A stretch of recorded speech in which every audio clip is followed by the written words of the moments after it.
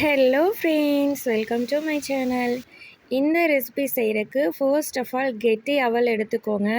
ஒரு கப் அளவுக்கு கெட்டி அவில 10 நிமிஷம் போல் தண்ணியில் ஊற வச்சுட்டு நல்லா ஃபில்டர் பண்ணி எடுத்துக்கோங்க. அவல் எந்த கப்பில் எடுத்தீங்களோ அதே கப்பில் 1/4 கப் போல் துருவின தேங்காய் எடுத்துக்கோங்க. இது கூடயே 1/4 கப் அளவுக்கு பொடியாக கட் பண்ணின பெரிய வெங்காயம் எடுத்துக்கோங்க. அடுத்தது நம்ம இதில் காரத்திற்கு மிளகுத்தூள் மட்டும்தான் சேர்க்க போகிறோம். ஸோ உங்களோட காரத்துக்கு தகுந்தாற் போல் மிளகுத்தூள் சேர்த்துக்கோங்க. நான் 1/2 ஸ்பூன் அளவுக்கு மிளகுத்தூள் சேர்த்துருக்கேன். இது கூடயே 1/4 ஸ்பூன் அளவுக்கு சீரகத்தூள் சேர்த்துக்கோங்க. தேவையான அளவு இந்துப்பு சேர்த்துட்டு கொஞ்சம் போல் கொத்தமல்லி இலைகளை நல்ல பொடியாக கட் பண்ணிவிட்டு சேர்த்துக்கோங்க.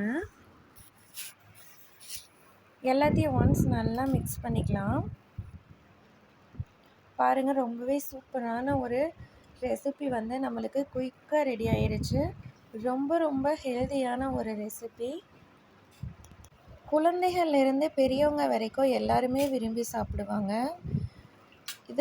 இந்த recipe no oil no boil அப்படிங்கிறங்காட்டி நம்ம உடம்புக்கு ரொம்பவே ஹெல்தியானது. நீங்கள் வெயிட் லாஸ் பண்ணணும்னு நினச்சிங்கன்னா கட்டாயமாக இந்த ரெசிப்பியை மார்னிங் பிரேக்ஃபாஸ்ட்டாக எடுத்துக்கோங்க. நல்ல ஒரு ரிசல்ட் கொடுக்கும். கட்டாயமாக ட்ரை பண்ணி பாருங்கள்.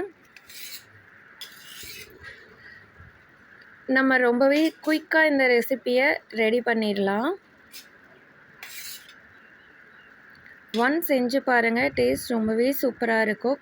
வீட்டில் இருக்கிறவங்க எல்லாருமே விரும்பி சாப்பிடுவாங்க.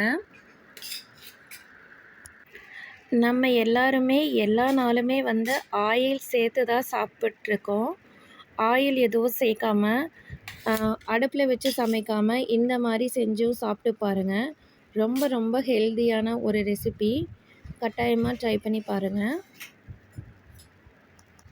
இயற்கையோடு ஒன்றிய சமையல் அப்படிங்கிறங்காட்டி நம்ம இதில் மசாலா எதுவும் சேர்க்காமல் மிளகுத்தூள் மட்டும்தான் சேர்த்துருக்கோம்.